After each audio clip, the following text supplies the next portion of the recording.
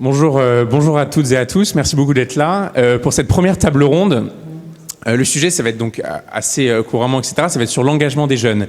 Et donc avec les rencontres des démocrates, on a on a contacté des associations, etc., représentatives de ce que pour nous était l'engagement des jeunes, etc. Mais comme on attache un point important à la scientificité, à l'expertise, à ma droite, il y a donc Rosa Maria Bortolotti, qui est enseignante chercheuse contractuelle à l'université de Cergy et qui a réalisé une thèse sur l'éducation, sur l'usage et les pratiques, voilà, c'est ça, numériques des jeunes, des quartiers populaires, notamment du coup concernant le département de la Seine-Saint-Denis, et qui va tout au long de ces deux tables rondes, qui va être avec nous pour apporter un point un peu plus scientifique, etc. Et donc pour cette première table ronde, il y a donc à ma gauche des membres de l'association Passeurs d'Art qui vont se présenter eux-mêmes, et à ma droite, du coup, des personnes du service civique de Loire-Atlantique, c'est ça. Voilà, donc on va commencer par vous présenter, d'abord vous. Rapidement, voilà, présentez-vous, ce que vous faites et en quoi votre association en quoi votre association est un engagement pour vous. Bonjour, moi du coup je m'appelle Tessa. Je fais de la clarinette depuis la 5e.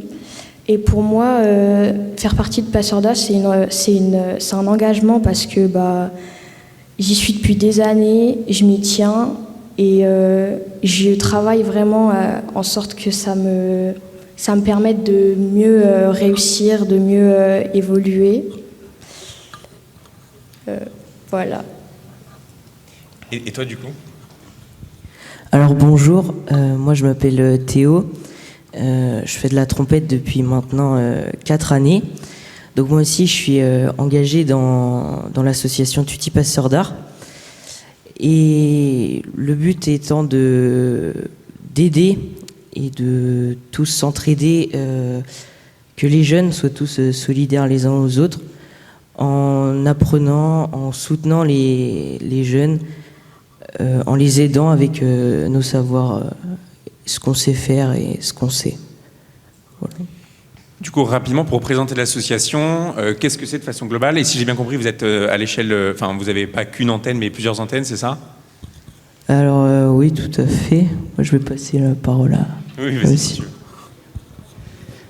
Oui, je m'appelle Stéphane Fourreau. J'enseigne l'éducation musicale au sein d'un collège. Et notre collège a intégré l'association Passeurs d'Art et nous y avons créé une maison Passeurs d'Art.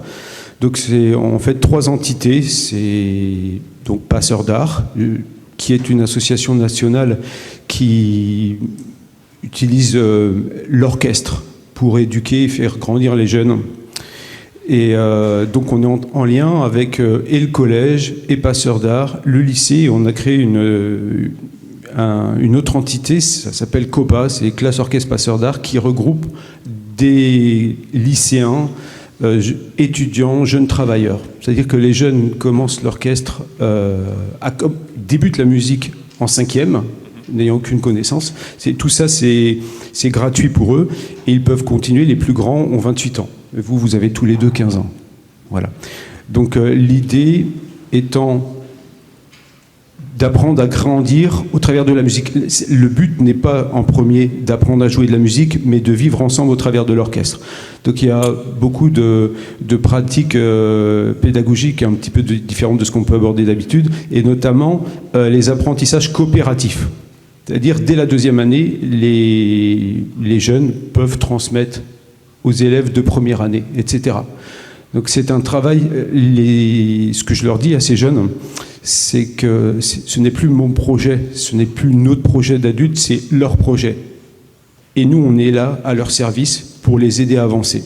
Donc c'est un projet qui est en évolution continuelle. On l'a créé, donc cette maison Passeurs d'Art, il y a plus de 10 ans, et l'orchestre est composé de 140 musiciens. C'est un des plus importants orchestres de jeunes en France. Et donc, on a peu de moyens financièrement, mais grâce à beaucoup de bénévolat, beaucoup d'engagement de la part de chaque élève, chaque jeune musicien, eh bien, on arrive à avancer. Merci beaucoup. Et donc, Je me tourne maintenant vers vous, Agnès et Julia. Donc vous, le service civique, qu'est-ce que c'est? C'est quoi votre engagement, en tout cas, dans cette structure? Et même présenter le service civique. Alors bonjour, donc merci déjà de nous accueillir. Donc nous sommes Agnès et Julia. Donc on est volontaires en service civique au sein du Conseil départemental de Loire-Atlantique. Donc pour vous présenter un peu le service civique, c'est un dispositif national à destination des jeunes de 16 à 25 ans qui permet de réaliser des missions de 6 à 12 mois sur des thématiques telles que la solidarité, la culture, le sport. Et ces missions sont proposées en France et à l'étranger. Bonjour. On peut se demander du coup à quoi ça sert de faire un service civique. Le service civique, c'est un dispositif qui est bien installé au département de Loire-Atlantique depuis maintenant 8 ans et qui a pu rencontrer, accompagner et développer les compétences de 151 jeunes âgés entre 15 et 25 ans. Ce dispositif permet aux jeunes de s'engager et de mettre à profit leur qualité professionnelle dans une collectivité qui est sociale et humaine et qui œuvre pour l'accompagnement des jeunes. Et aujourd'hui, au conseil départemental, nous sommes 10 volontaires en service civique répartis dans 5 services différents. Cette année, nous, en tant que volontaires, on trouvait important de connaître davantage la collectivité et de visiter certains lieux. Notamment, on a pu visiter certains locaux du département, comme l'hémicycle en présence des élus, la MDPH, qui accompagne les personnes en situation de handicap. Et de plus, chaque volontaire dans les services ont voulu nous faire découvrir un petit peu des lieux historiques. Par exemple, les volontaires du service archéologie nous ont fait visiter le musée d'Aubray, ainsi que l'abbaye Notre-Dame de Blanche-Couronne, qui est actuellement en rénovation, donc inaccessible au public. Et avec le service des sports, nous avons pu faire plusieurs randonnées, donc une à Basse-sur-Mer, qui, vous en doutez, se situe sur la côte, et une seconde à Moidon-la-Rivière, donc entre la campagne, la rivière et la forêt. C'était vraiment très joli. On peut se demander du coup qu'est-ce que ça nous apporte de faire un service civique. À la suite de cette année, les volontaires ont tous un projet de reprise d'études ou de poursuite professionnelle dans des domaines comme l'animation culturelle, l'événementiel, l'ingénierie ou encore le graphisme. Et le service civique permet d'accompagner les jeunes dans leurs projets d'avenir, de leur donner une expérience professionnelle, mais surtout de leur redonner confiance en eux. Pour ma part, le service civique, ça a été 8 mois vraiment incroyable. J'ai fait de très belles rencontres et je suis allée dans des lieux où je n'y serais pas allée de moi-même finalement. Et surtout, j'ai développé des compétences complètement différentes par rapport à ce que j'ai fait dans mes études. Donc c'était très bien. Et moi, j'ai passé personnellement 8 mois dans une collectivité qui m'a permis de rencontrer des personnes incroyables et de me forger pour mes futures expériences professionnelles, avec quelques crampes et courbatures suite aux randonnées. Mais on tient surtout à faire une mention spéciale à notre tutrice Camille, qui est avec nous aujourd'hui dans la salle, pour la remercier pour son accompagnement tout au long du service civique et sa bienveillance. Donc, merci Camille, et puis merci à vous de nous avoir écoutés.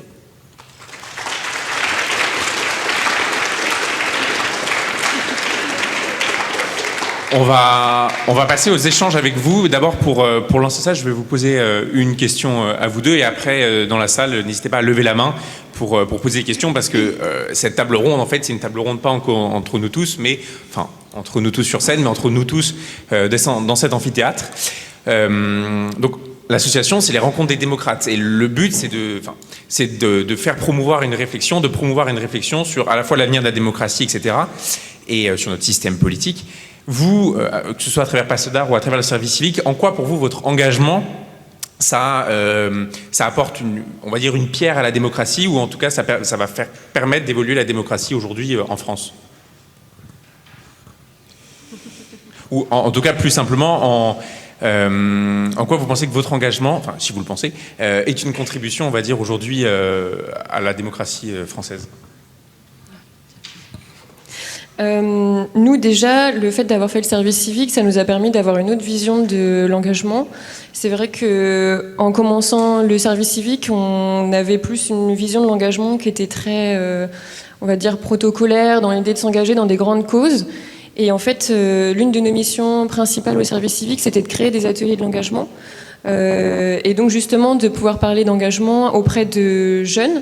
Et donc on a pu voir que finalement l'engagement était beaucoup plus global et pouvait être aussi et collectif et personnel. Et oui, pardon. Et je pense que le fait de s'engager de manière collective, c'est important pour la démocratie aujourd'hui, pour pouvoir justement créer quelque chose de plus important. Et puis c'est hyper bénéfique personnellement pour le groupe. Voilà. Et vous, de votre côté, qui est quand même un engagement beaucoup plus différent, parce que le service civique, c'est organisé par les services de l'État, etc. Vous, c'est beaucoup plus sur... c'est pas spécialement aidé par l'État, en tout cas au début. Qu'est-ce que vous pensez, même sans forcément dire que vous allez avoir un impact direct dans la démocratie, mais peut-être même indirect, qu'est-ce que vous en pensez, etc., même au niveau de l'engagement? Moi, personnellement, je trouve que ça a un impact parce que nous, on s'engage dès qu'on est jeune, donc on a encore un peu une insouciance de quand on est petit. Et du coup, on grandit avec les autres, on communique avec les mêmes personnes, et il y en a de nouvelles qui arrivent. On ne se soucie pas de l'âge. Pour nous, ça n'a pas d'importance. Ce qui importe, c'est qu'on joue, qu'on ait des amis,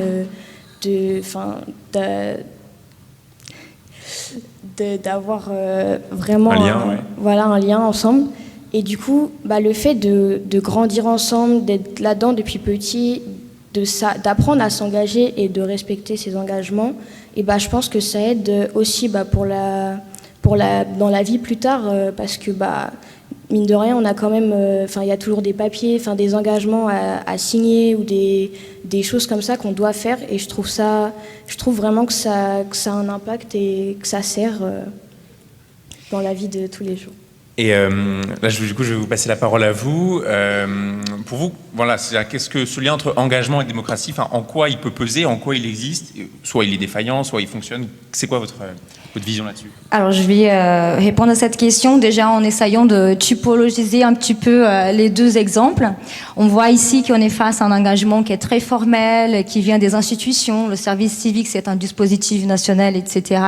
Et de l'autre côté, on a un engagement qui est plutôt informel, la participation à des actions dans une association, etc. Alors, le point commun entre ces deux actions, c'est justement le fait que, dans les deux cas, les jeunes, ils sont acteurs des activités. Ici, vous êtes amené dans le quotidien du service civique. C'est pour ça que le service civique, c'est un succès chez les jeunes.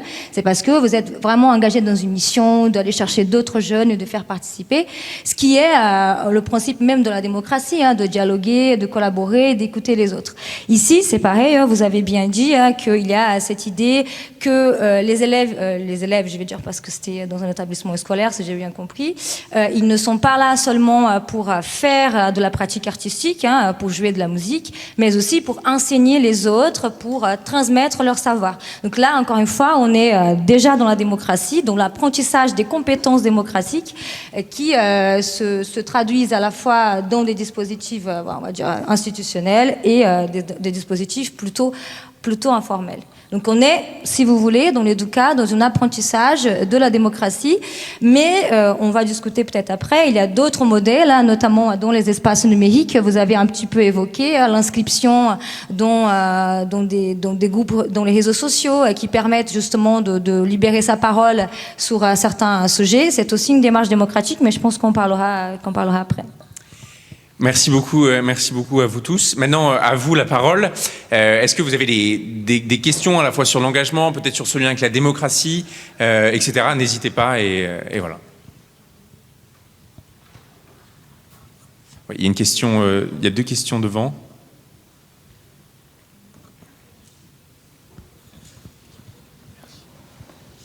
Oui, bonjour. Je me posais une question sur le service civique.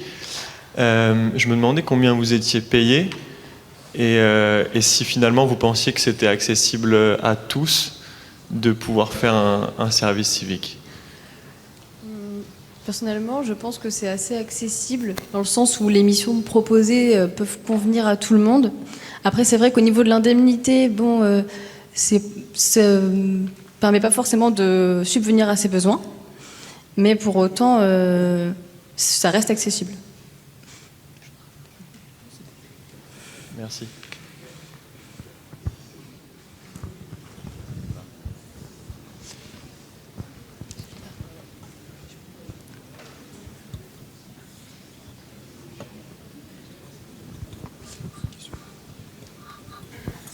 Bonjour.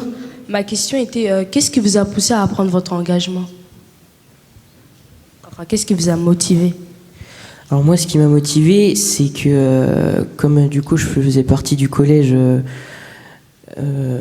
où l'orchestre était là, ils ont fait des prestations, ils faisaient des prestations dans la cour, on les entendait travailler et tout ça, et ça m'a poussé à vouloir. On a appris plus tard que ça faisait partie de l'association Tutti Passeurs d'Art. Et ça a été super intéressant d'apprendre ça. Et voilà, c'est ce qui m'a donné envie de rentrer dans cette association-là. D'accord, merci. Et vous, de votre côté, du coup, au service civique?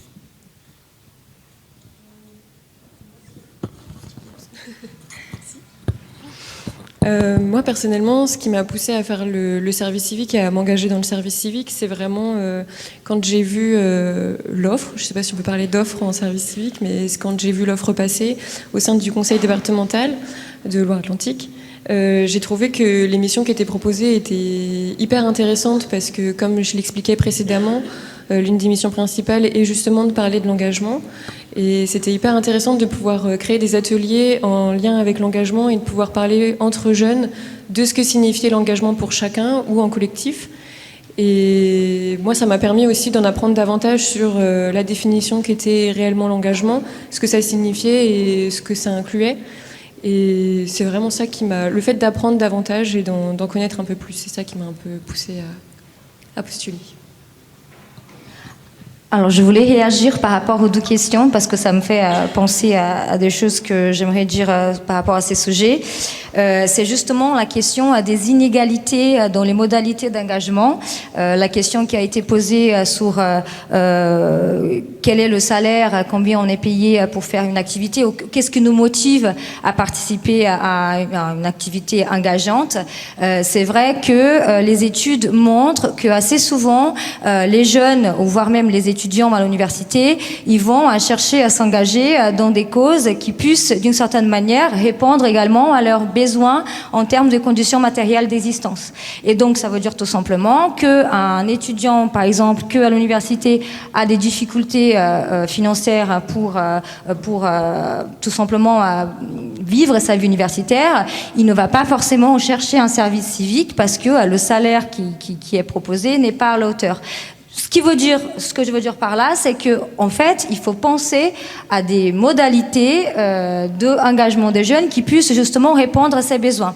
Quand vous dites que vous faites, par exemple, du coup là je vais venir sur votre activité, quand vous dites que vous proposez des activités au sein d'un établissement scolaire, vous êtes déjà d'une certaine manière en train de faciliter l'accès des jeunes à des activités que ailleurs, à part dans les centres sociaux, parfois qui sont payantes, certains jeunes n'ont pas accès. Et donc, c'est une manière de faciliter l'activité engageante. La conclusion peut-être à dire de ça, c'est que dans le cas de service civique, il faudrait peut-être imaginer à des formes de valorisation salariale qui soient plus intéressantes pour des étudiants qui aujourd'hui ne peuvent pas se permettre de le faire. Est-ce qu'il y a d'autres questions? Oui. Bonjour. La question que je vais poser, c'est par rapport au service civique. Genre, dans quelle mesure un engagement encadré et non obligatoire comme le service civique peut réellement renforcer la démocratie alors qu'il concerne qu'une minorité de jeunes et reste dépourvu de tout pouvoir décisionnel?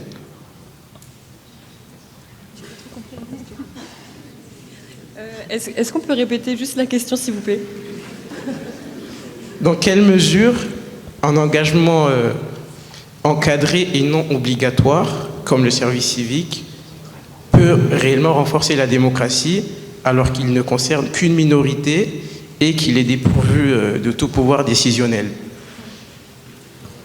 Alors, l'avantage du service civique, en tout cas de nous, pourquoi on y allait, l'avantage du service civique, c'est que ça permet d'engager des jeunes sur une période plus ou moins longue. Nous, c'est 8 mois qu'on est au conseil départemental de Loire-Atlantique. Et c'est quand même sur un panel de jeunes de 15 à 25 ans, donc qui est quand même Bon, pas trop mal, je trouve. Et c'est engageant pour la démocratie, si je comprends bien la question, parce que justement, en fait, on vient pour accompagner les structures qui nous engagent, pour pouvoir mettre en place des ateliers, des actions auprès des jeunes, pour justement faire avancer la parole des jeunes et faire entendre leur voix finalement. Donc effectivement, ça n'a pas un impact énorme sur la France entière, mais ça a un impact quand même sur le territoire, nous, dans lequel on travaille, et auprès des jeunes qu'on contacte et avec qui on est en contact. Ce qui est quand même... Pardon, vas-y, excuse-moi. Et c'est aussi un bon moyen de faire participer les jeunes qui viennent aux ateliers, parce que justement déjà ils s'engagent un peu citoyennement à travers la notion de l'engagement, et puis ils s'engagent aussi à venir sur les ateliers. Voilà. Oui. Bonjour.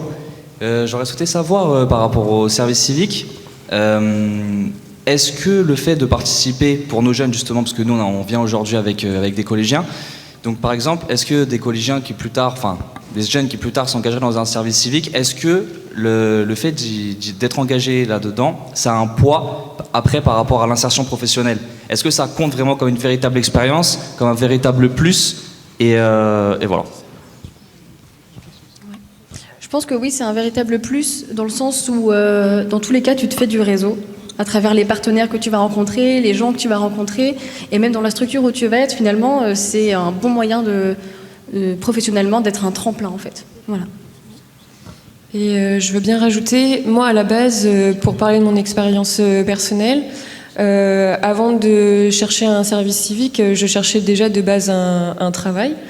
Et en fait, le service civique, c'est ce qui m'a permis, moi aujourd'hui, d'avoir une expérience professionnelle significative dans le domaine que je visais. Donc moi, j'aimerais bien partir dans l'événementiel.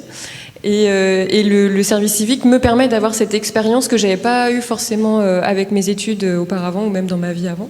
Et donc moi, je trouve qu'effectivement, c'est un vrai tremplin parce que vu que c'est pas obligatoire et que c'est vraiment un engagement qu'on prend personnellement de s'engager dans un service civique, je pense que c'est vraiment valorisant à mettre en avant dans nos expériences professionnelles.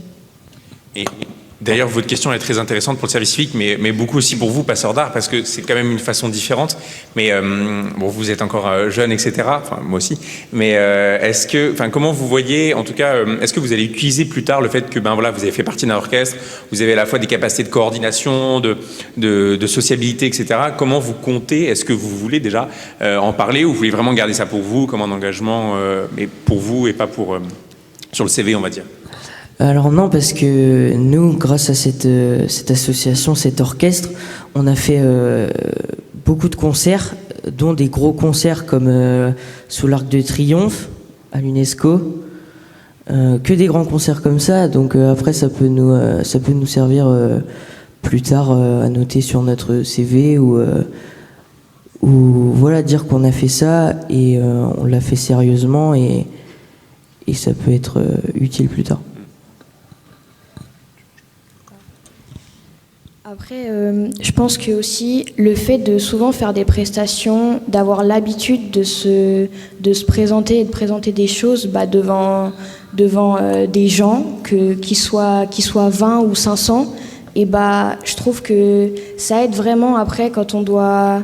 par exemple ici, moi ça m'a aidé parce que si j'avais jamais fait de scène ou de concert avant, je pense pas que je serais venue ici. Du coup, vraiment, ça me permet de plus me détendre et savoir que c'est pas parce qu'il y a des gens devant moi que je dois me laisser influencer ou des choses comme ça. Et du coup, ça sert à ça aussi dans plein d'aspects. Oui, merci beaucoup. Rosa Marias, sur cette Oui, sur cette question, sur cette dimension notamment d'avoir des compétences engageantes ou l'insertion dans le marché du travail. C'est vrai que les travaux, ils montrent qu'aujourd'hui, de plus en plus, ces compétences en matière d'engagement associatif, etc., sont exigées dans le cadre des curriculums des étudiants notamment, ou des jeunes qui sortent du lycée. Donc, il y a un enjeu éducatif derrière tout ça qui essayer de former les jeunes à avoir des comportements, des postures, des compétences engageantes. Alors la question, le problème, il se pose à partir au moment où on commence à mettre des hiérarchies sur certaines actions. Autrement dit, il ne faut pas que le service civique soit plus valorisé qu'une activité, une inscription dans une orchestre, etc. Et là, donc c'est un enjeu qui nous dépasse tous. C'est vraiment comment les institutions ou les entreprises, au moment du recrutement, vont valoriser à la fois des expériences formelles, mais aussi vont valoriser les expériences informelles. Merci beaucoup. Merci beaucoup. Oui, est-ce qu'il y a... Oui. Bonjour à tous, je me présente, Nekhrou Salah de l'association Eureka. Et on est une association basée à Goussainville dans le Val d'Oise et on suit chaque année plus de 200 jeunes.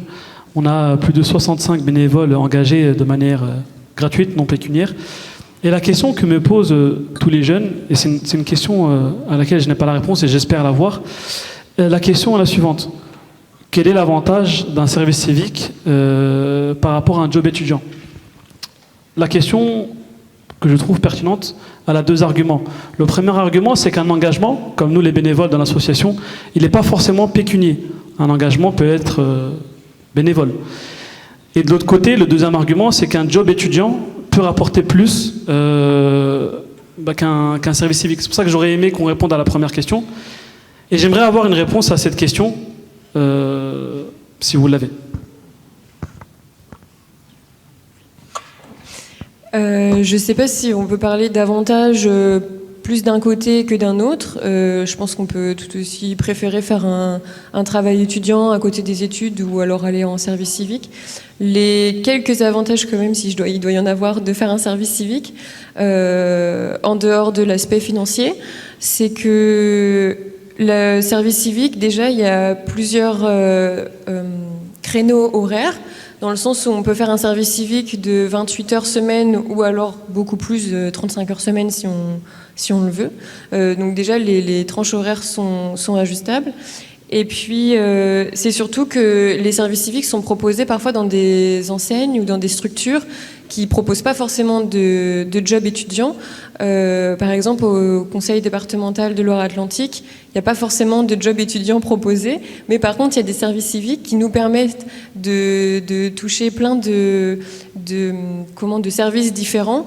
Comme je le disais dans la présentation, on est 10 volontaires dans 5 services différents au sein du conseil départemental, qui va de l'archéologie au service jeunesse jusqu'à le patrimoine historique du département. Et c'est l'avantage de pouvoir toucher des domaines différents qui ne sont pas forcément proposés en job étudiant. Oui. Alors moi je suis aussi volontaire.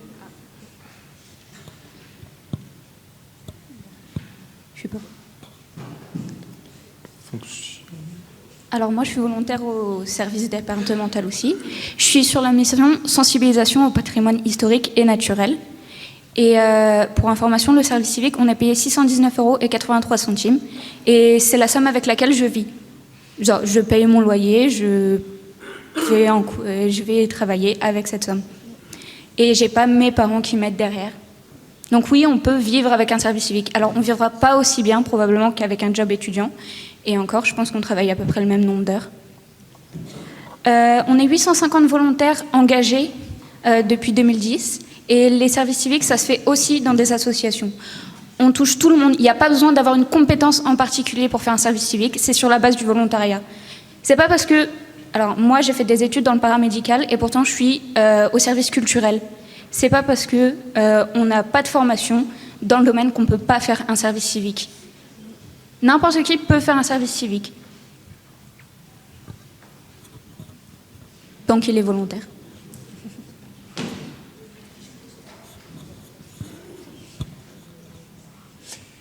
Merci beaucoup en tout cas pour cet apport-là, etc.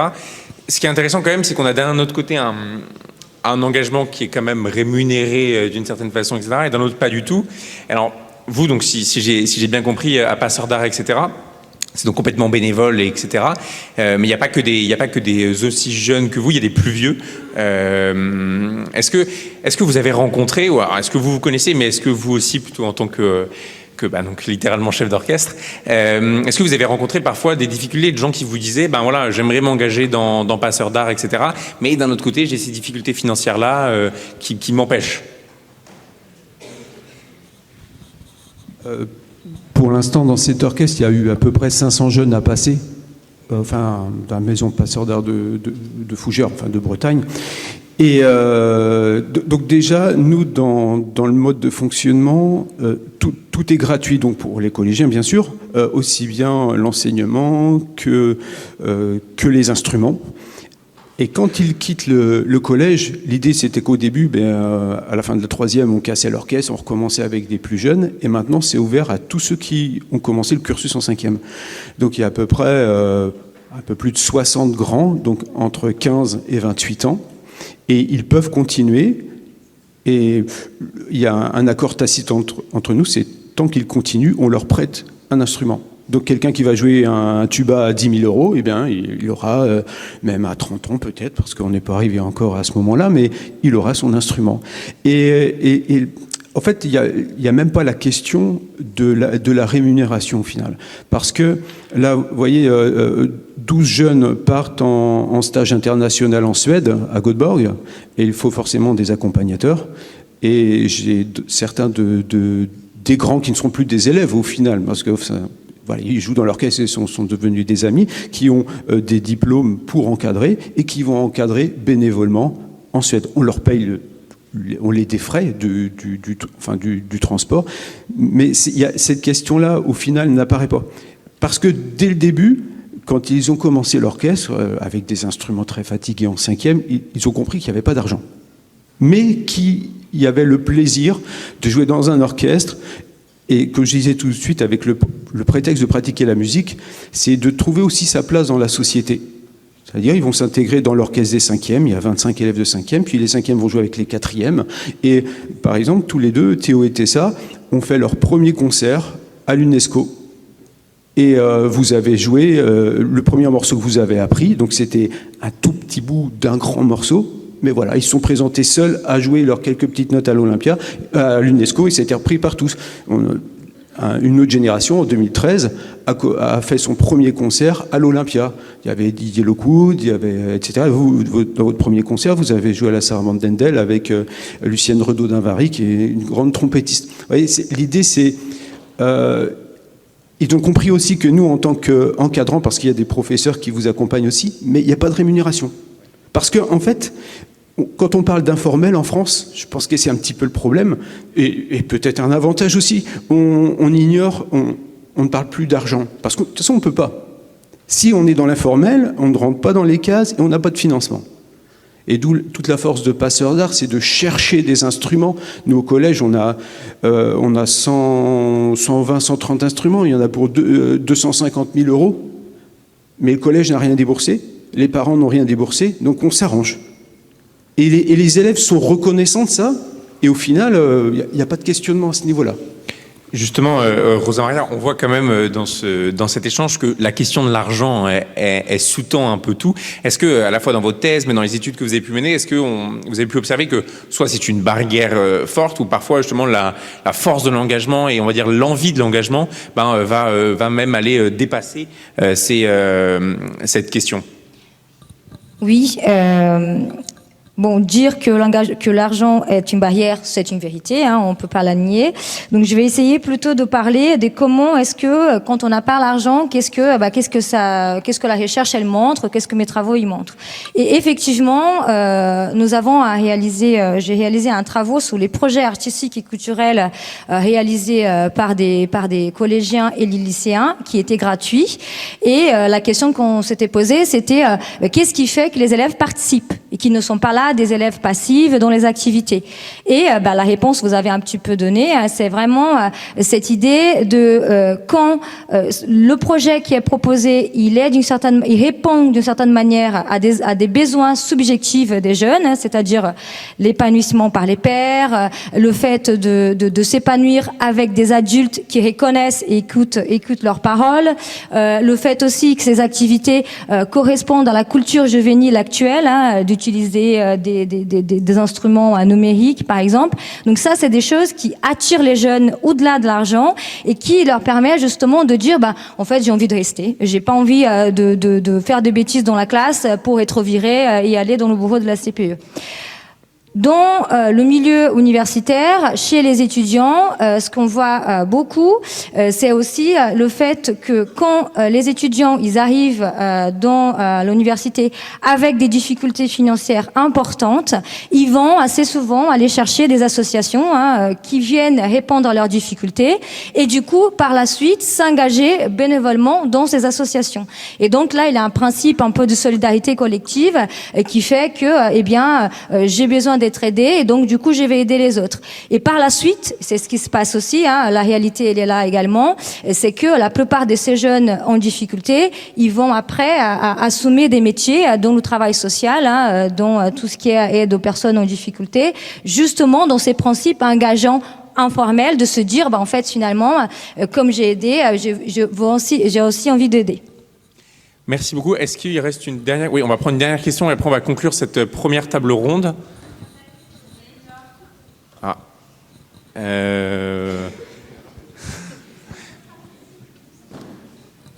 Oui, allez-y.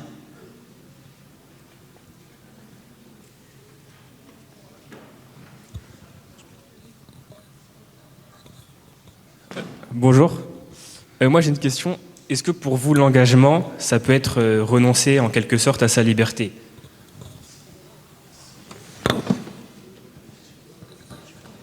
Renoncer à sa liberté, non. L'engagement, ça englobe tout. C'est une notion qui est extrêmement large finalement. Enfin, ça peut passer d'un contrat de travail à aider son grand-père à faire ses courses. Et ça, pour autant, c'est pas contraignant. En fait, l'engagement, il n'y a pas de contrainte. C'est toi qui définis comment tu veux t'engager, en fait. Pasteur d'art, sur cette question-là, justement. Vous pouvez répéter la question, s'il vous plaît. C'était, est-ce que pour toi, l'engagement, ça peut restreindre, c'est ça, ça peut, c'est une contrainte. Pour moi, non. Certes, dans certains points de vue, on peut se dire que oui, parce qu'on s'investit, on prend du temps et tout. Mais un engagement, c'est avant tout, si on s'est engagé, c'est pas pour rien. On s'engage pas dans quelque chose qu'on n'aime pas ou qu'on n'apprécie pas. Donc, quand on s'engage, c'est qu'on apprécie la chose. Donc, c'est qu'on est prêt quand même à sacrifier un petit peu de son temps et pour pouvoir justement qu'après tout ça, ça nous apporte des bénéfices. Donc, pour moi, je pense pas. On va prendre la toute dernière question parce que vous aviez le micro et après on va passer à la deuxième table ronde. Bonjour, je vais m'adresser à l'association Passeurs d'Art et je voulais vous dire que votre projet il est admirable parce que vous participez à la démocratisation de l'art et je voulais vous poser une question. Vous nous avez parlé de 250 000 euros pour la location des instruments, etc. Et je voulais savoir comment vous trouviez ces fonds. Voilà. Alors, c'est un parc instrumental donc, qui appartient à un passeur d'art. Donc, comme on ne rentre pas dans les cases, on est obligé d'assumer notre autonomie. Excusez-moi. Et donc, ça s'est accumulé sur les 15 dernières années. On a des dons. On a aussi beaucoup de gros instruments, des tubas, etc., qui sont d'une grande valeur, qui ont été donnés. Ce sont des instruments de réforme de l'armée française, des musiques militaires. On a gagné des prix lors de concours avec des sommes d'argent, des fois de 5 000 euros, ce qui est pas grand-chose, mais c'est un début. Et puis bon, après, donc on a tout ce parc et qu'on doit aussi entretenir, parce que ce ne sont que des instruments avant. Flûte, clarinette, trompette, trombone, saxophone, etc. Donc ça demande de l'entretien, mais on assume tout bénévolement. On n'a pas le choix. Cette idée d'engagement, est-ce que ça peut restreindre ou est-ce que ça peut casser les libertés ? Peut-être que c'est justement la liberté de s'engager. On a peut-être la chance de ça en France, d'être libre de pouvoir s'engager. Et quand on a des élèves qui, je parle dans mon cas, qui qui sont très investis et qui portent le projet. C'est leur projet, ce que je vous disais tout à l'heure. Il n'y a plus de restrictions. Mais on peut en reparler du coup de l'instrument. C'est le nerf de la guerre, si je puis dire, puisque pas d'instrument, pas d'orchestre. Merci beaucoup Agnès, Dula, Théo, Tessa. Je vais passer le dernier mot à Rosa Maria qui va faire un mot conclusif. Il va y avoir une vidéo après, on va passer ensuite à la deuxième table ronde. Alors, j'ai pas forcément fait un mot conclusif, mais je voulais revenir sur la question qui a été posée. Est-ce que l'engagement, c'est une contrainte aujourd'hui?